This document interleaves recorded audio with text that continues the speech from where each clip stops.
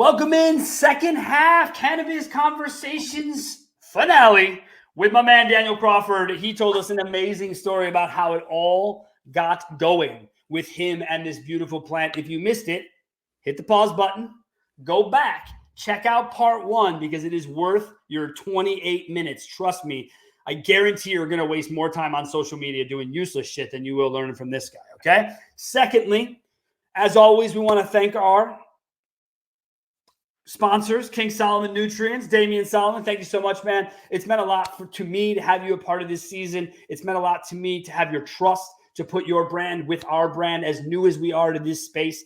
So thank you for that. And folks, if you haven't gone to ksolomonag.com, you owe it to yourself to go check out this badass, easy two-part system that even I get, which by the way, I am not the green thumb in my family. That is my wife. So if I'm telling you it makes sense, it's that simple to grow big, beautiful plants of any kind. Remember, ksolomonag.com. All right, Daniel, you teased the second half before about, I think, one of the biggest travesties in social media today.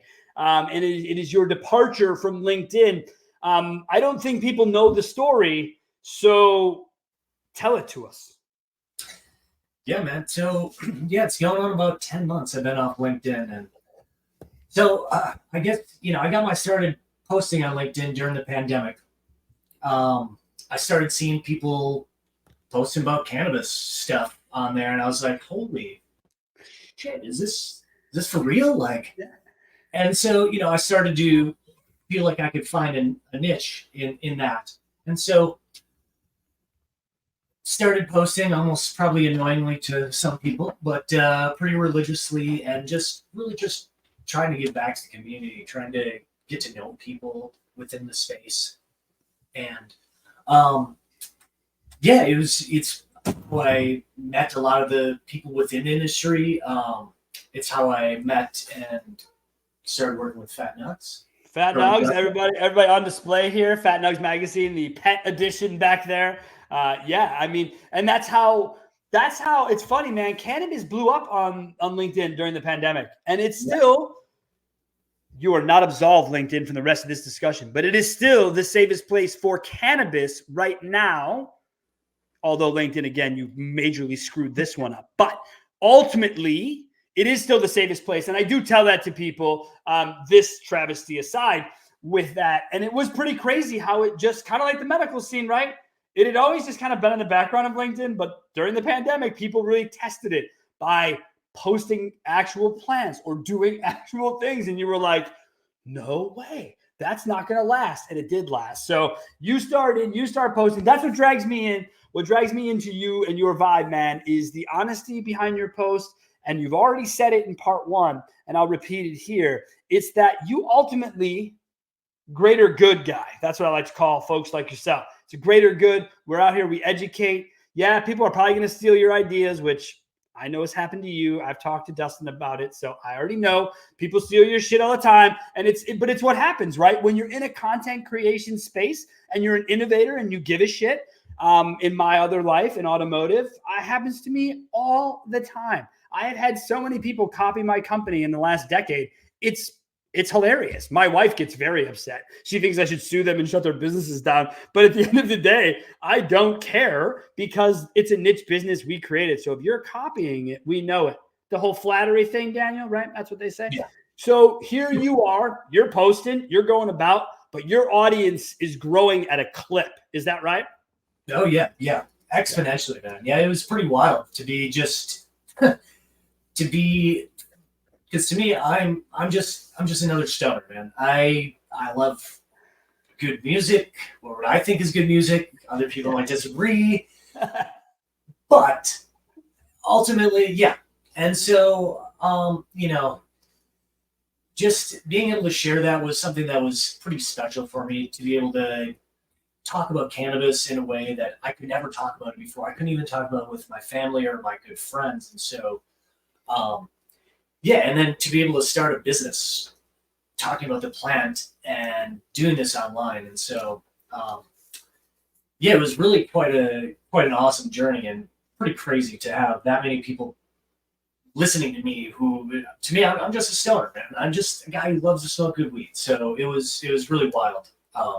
But you approach it with education first, man. And that's the key thing people don't understand about great content, right? Great content to me isn't somebody dancing, doing something stupid.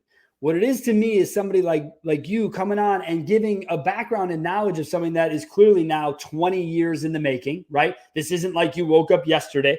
Trust me, I was just at a conference. I get what the guy who woke up and wanted to get the cannabis business yesterday looks like. So I'm cool. That's not what this is. This is a dedication to a plant, to a greater being, right? We talk about all the time on this show, remove the stigma, uplift the plant. I got that from Dustin in our very first episode.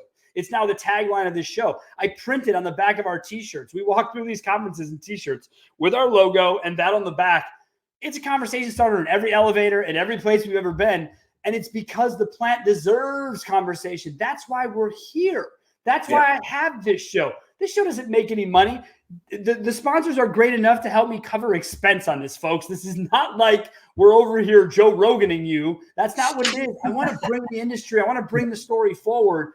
Daniel's story is one that has captivated me from the very beginning because of education and care. And yes, our mutual love of Jerry Garcia and the Grateful Dead makes it even easier when people are quoting lines to each other, okay? It's very cool when it happens. So Daniel, you're growing. I love this. You're just the stoner, just the guy posting on social media. The audience starts to really grow. I mean, again, dude, I feel like you were on a rocket ship that I haven't seen before or after. And so I wonder, again, the feeling of that for you as it really starts to blow up.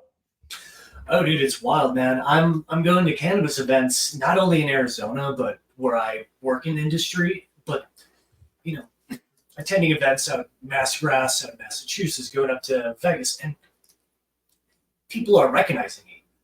And they're saying, oh, I know, I follow you on LinkedIn. And I'm like, well, it's a weird feeling, to put yourself in this sort of like quasi-celebrity sort of position, because I'm like, again, I'm just super high over here, just trying to show you what I do, and hopefully that you're not getting ripped off in the meantime. But the genuineness of that is what attracts people to you, right? And again, back to the parallels of you and I had the same thing happen to me in automotive, where at first when we launched our company, my team, which is my wife and my best friend of 30 years, they're like, look, no social media for you. You're too loud. You're obnoxious. You're going to piss people off. You're not on, which was fine because I've never been on it. So I was like, I don't really care, whatever. And then like 2 years in, they're like, what are we going to do about advertising? And someone said social media. And they both looked at me like, well, you're loud and obnoxious. I'm like, whoa. All of a sudden, now this is the shit okay, fine. So we did it. First conference I go into, I'm getting stopped by people going, oh my God, the guy on LinkedIn with the show and the yelling and the screaming. And I'm like, what the fuck? And it is humbling, dude. It is crazy because I'm like you. I'm a car kid stuck in a stoner's body who loves to look at data. Like I'm just a weird nut of a dude, but I do love what I do. And I think it comes through, man. I think it's easier for people to follow and get behind things when it's as fucking genuine as you are. So again, thank you for being that human. I just had the CEO of Sorting Robotics, Notal, on my show, and I told him the same thing. Thank you guys for just being good fucking people, because it's what we want to follow. It's what we want to hear from. So tell us more. What happens now as the growth continues? But just to shout out Natal, Sorting Robotics, Damien, King Solomon, dude, all these people are just real human beings. And they are providing knowledge and just a benefit for our industry. So again, this isn't just people trying to sell these things. Yeah. These are genuine humans. I mean, and then they know they're not going to sell anything from this show. They're just happy to be a part of something, and that's what I appreciate about it. You know what I mean? No one's coming to me. As a matter of fact, while we're talking about this real fast, Daniel, I will tell you again, shout out to my man Dustin, your man Dustin, at Fat Nugs Magazine for making the introduction for me to the idea and concept of sorting robotics, and to, frankly, a lot of people that I have on this show, including yourself, is the dude is a conduit for a lot of people in this industry right now. And if he has done something for you, show your appreciation. Get behind what this dude's doing, because he can't just do it because it's fun. I know you all wish he could. The guy's not the Red Cross. This is a profit business. He has to be able to make something to continue to make this work. So please, that's get behind it. 100%, man. And we're all struggling in the industry. Everybody is. But, we need the advocacy. We need the voice of the people that don't have it. And so that's, the work that you're doing, that's work that Fat Nuts is doing. That's what we're trying to do, dude. Sometimes it feels like we just, we kind of spin our wheels, but in cannabis, if you're not spinning your wheels, I'm not sure you're actually here for the most part, right? Or have been. So you're growing, you're meeting everyone, you're making these connections, you're going to these shows. Your page is just unstoppable, and your content continues to just grow. What happens then? So I'm throwing out a shout out to one of our brand dispensary partners, Embark, out in California. I mean, already what probably the second best episode we've ever had with the CEO, Lauren Carpenter, and unbelievable double shout out. We love Lauren. We love everything going on at Embark. Thank you to the whole team. So I'm taking a bunch of their sort of reefer madness photos and posting them, and the whole post is geared around what's your favorite dispensary and why. But I slipped this one little line in there. Or do you still have to use your plug? And then I go on to say some other stuff, and then it goes like, tag your favorite dispensaries. You probably shouldn't tag your plug. 5 seconds later, that post is restricted, and then I'm going in. I'm like, oh, okay, it's this post, and then all of a sudden I get a notification. Another post was flagged, and it was from like 6 months earlier. I'm like, oh, that's weird. And then like really quickly, I see like 2 or 3 more from like a year earlier, and then like so these posts are going way back, and it's just some computer bot that's looking for some sort of keywords or something. I don't know. Anyway, before I can even do anything, I'm locked out. And there's no way you can even contact human beings at LinkedIn. There's no phone number. They're just digital. Yeah. And so through messaging back and forth, they're basically like, you've got too many violations against your account. I'm like, well, that's I think they were miss posts, they were auto flagged. Oh no, actually it's you had too many followers. Your account you had too many connections too quickly. And then I was like, oh well, Snoop Dogg just came online and he's already got like 1 million followers. How is that? How's this jive? So they're like, no, it actually wasn't that. It was you've got too many flagged posts. And I'm like, well, can a human go through those posts? And then basically they're like, no, we're not going to talk to you anymore. This matter is resolved. And so, I've reached out a few times. Now it's like, I can't even click on. I can't read. I'm basically in this big black. It's weird working for a industry publication and not having direct sight of what's happening all over the industry like I used to, because thank God I work for the magazine, because otherwise. Yeah, but still, man, this is my problem with this. And again, I don't think people get this. LinkedIn is a business place to be talking about cannabis. It's how I was able to stay in the background of cannabis and learn as much as I have, is because of that. So it pisses me off to no end to think that someone that I want to hear from doesn't have access to what's going on in the industry. It drives me fucking crazy, if I'm being honest with you. It really does. And that's where my response to them would be like, my business start is on LinkedIn talking about cannabis. So yeah.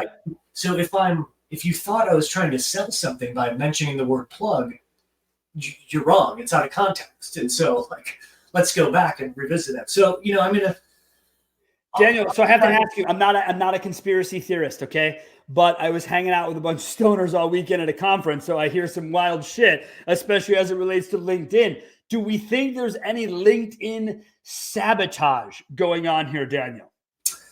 Yeah, it wouldn't surprise me if some people are like, feeling a little sore about something for some reason or another. Because that's what it feels like with the old posts, right? Is that someone went back and they were like, they flagged it, which then flags a bot, which then whatever, right? And if someone does that enough, but again, that's so pathetic. So if that person catches this or whatever, it's lame. There's nothing to be intimidated by. Again, if you've taken 5 minutes to learn about the individual, just fucking 5 minutes, and you could have done it in part 1, heard 5 minutes of him talking about how it's a greater good. It's a bigger issue than him, what he makes, where he goes. He is here committed to the planet to make it better for all. So you are now arguing with LinkedIn robots about LinkedIn robots, which must be just some of the most frustrating time one can spend. I don't care what you're doing. So where do you, what's now? What's today? So I've tried to revisit a few times. I mean, I have my team meetings with Fat Nugs, and I mentioned a person or a business, and they're like, "Oh, that's right, you didn't hear. You're not on there." But I've gone to LinkedIn, and there's basically I can fill out, since I submitted my ID and they said that wasn't good enough. I gave them my passport, that wasn't good enough. I can fill out an affidavit at a notary public, and then I can go from there to prove my identity to potentially unrestricted. Wait a second. LinkedIn, are you fucking kidding me right now? This guy sends you his ID. He sends you his passport. And all you're asking me to do is click the clear link to get a blue check mark next to my name?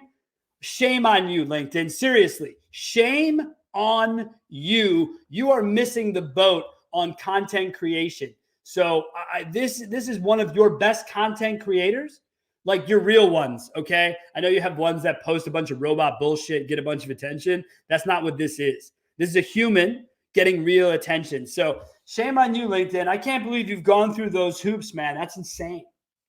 Yeah, it's discouraging at times. So that's probably why they continued the lengthy delay before I actually go to a location and try to resolve this stuff. But I mean, for you, I guess we just got to find out where the corporate office is and just come knocking, man. Find out. Maybe we should pick it out front or something, like have some real fun with it, because Free Daniel, I mean, it just didn't, it didn't do what I hoped it would do, and it should have, because it had a lot of attention. There's a lot of people talking about it, dude. So let me ask you this though. Is there any part of you that sort of is glad to be without I don't want to call it a hassle, but content creation is work, man. You know what I'm saying? Right. So is there any part of you that's like, okay? It's that mixed bag. It's like I would love to just even have the occasional ability to, like, you see so many articles are posted and I'm like, oh, it's LinkedIn. I can't even read that. Can't even read that article. That's wonderful. Well, and then, the worst part too is trying to just connect with people. You don't realize how much of a tool it was, where you could just shoot someone a message. And now I'm like, I either have to have their email, their phone number, and which you typically got to get in person. So unless I'm there physically meeting and seeing these people, it's like, look, in order for you and I to get together on this episode, I had to go through Dustin. To get to you, whereas I would have just messaged you directly and we would, whatever. And I feel bad because I know homeboy is fucking crazy doing a million things, but as always, gracious, willing to connect the universe together in what he does. So what can we, there's nothing, you have to go and you have to do all these hoops and there's still no guarantee you'll come back to us. The other option, and that's just to kind of regain the account with all the content and the connections. I mean, obviously, which is your account, right? You could start over, I suppose, right? Maybe I could start over, but it sounds exhausting. It does. No, it does, because I can tell you, and this is going to sound really shitty of me to say, but the idea that you'll be able to replicate that growth, it's probably not likely. Algorithms have changed, whatever. There's more people in this space. Like your timing, that's what I'm saying. There is something to be said about them taking something away from you financially. And as a capitalist hippie that I am, that part drives me insane. Like I want to call my lawyer for you to say, hey, is there anything that this guy can be doing that we could figure out here? Because this pisses me off to know that you can't go and build your business, right? I mean, that's what we're talking about here. And I know that you have a great gig. Go ahead. Tell us, what are we doing right now, Daniel? What's the gig currently? Currently, it's just Fat Nugs. Okay. Yeah. No, I was over at Shango here, but you know, unfortunately, nepotism's still alive and well in the industry. But that's, you know, that's the way that goes too. And that's kind of part of the bringing together good people is eventually the cream will rise to the top, and we're not going to have to deal with people and businesses who do these type of things to people. I think we're seeing it already. I think as you start to see bigger people in the news, whether it's cannabis delivery companies who thought they could be Uber and stole a bunch of money from people, or it's the MedMan guy steal a bunch of money, whatever it is, right? We will see these things. We will go through this. And I think a lot of people forget that in our lifetime, I know no one likes the alcohol prohibition. Get over it. In our lifetime, it's the only thing we even have as a comparable of witnessing something and having a reference point to say, look what happened there. That was dumb. Look what happens here. This is dumb. Let's just be better together.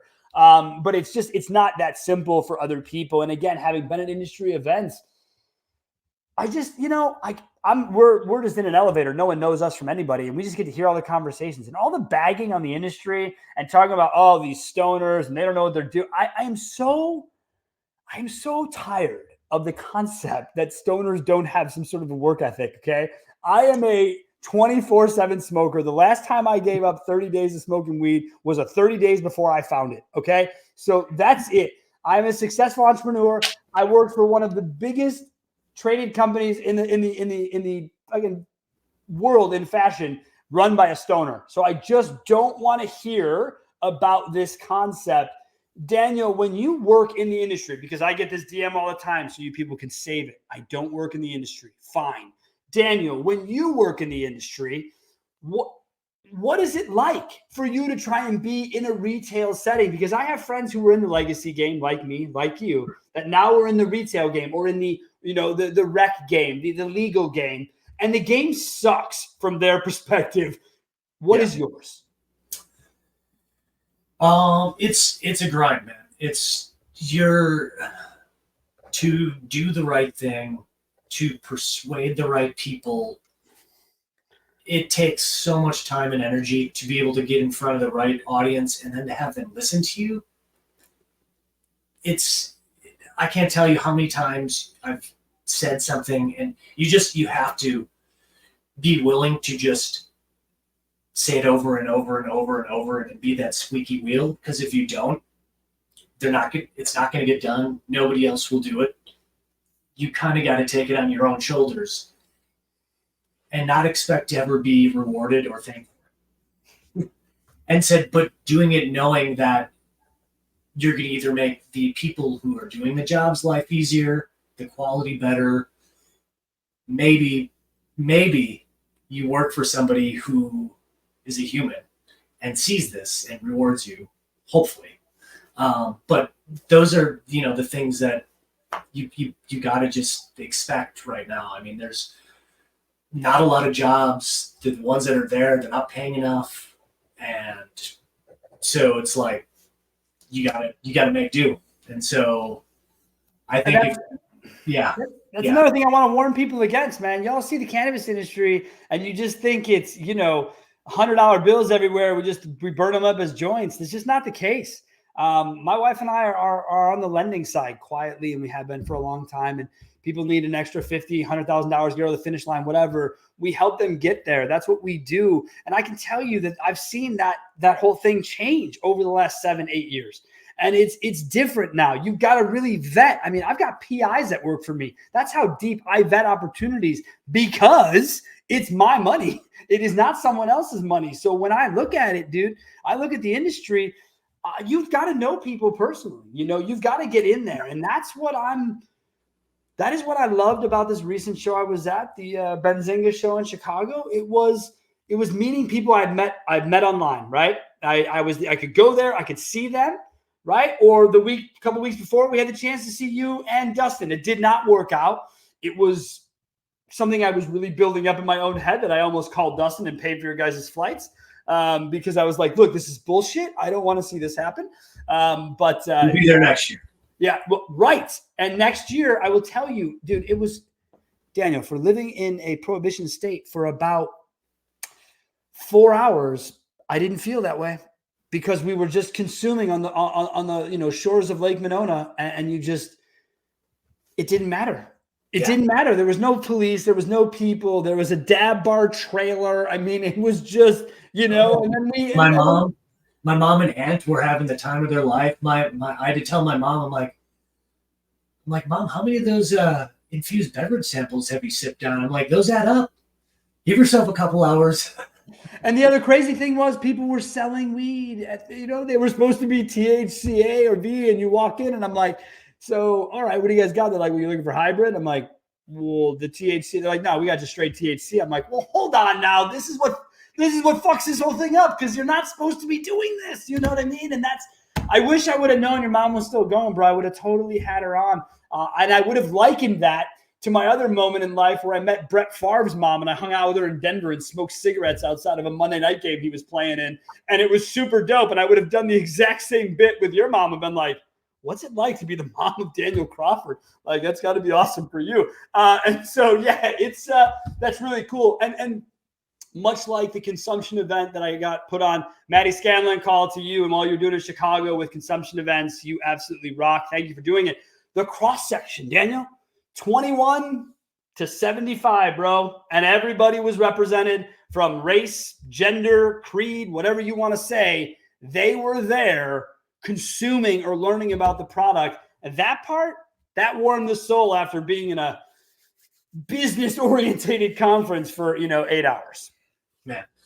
And I'm just, the stoner world is just, we're just missing this gem by not having legal cannabis in Madison. Man, there's so much. That was when I was in high school, man. I'd cruise at 94, 45 minutes to State Street before we go over to Barrymore to some show, and you'd wander around all the different head shops, and I got my Grateful Dead tie-dyes all there. I still wear them. And everyone loves you and welcomes you, and the Dead put on some of their best shows ever at what now is known as the Alliant Energy Center. It used to be the fairground. I mean, dude, there is so much great shit and history in this town. Not to mention, from an agricultural perspective, I've been told, I don't know this, I have family in the world who tell me this is some of the best soil in the world from a nutrition standpoint, right? 100%, dude. It's the unfortunately, Foxconn put their fake factory on the best soil in the whole world. Right. But that's another. That's a whole nother day. You want to talk about just a useless deal? I've got plenty of them here in Wisconsin. That would be one of the top. Yeah, that's for sure. Yeah, Daniel. All right, man. You've been really gracious with your time. Let's wrap this up the way we've been wrapping it up all season. And again, thank you to everyone participating this season. I've had so much fun with the guests and everyone here.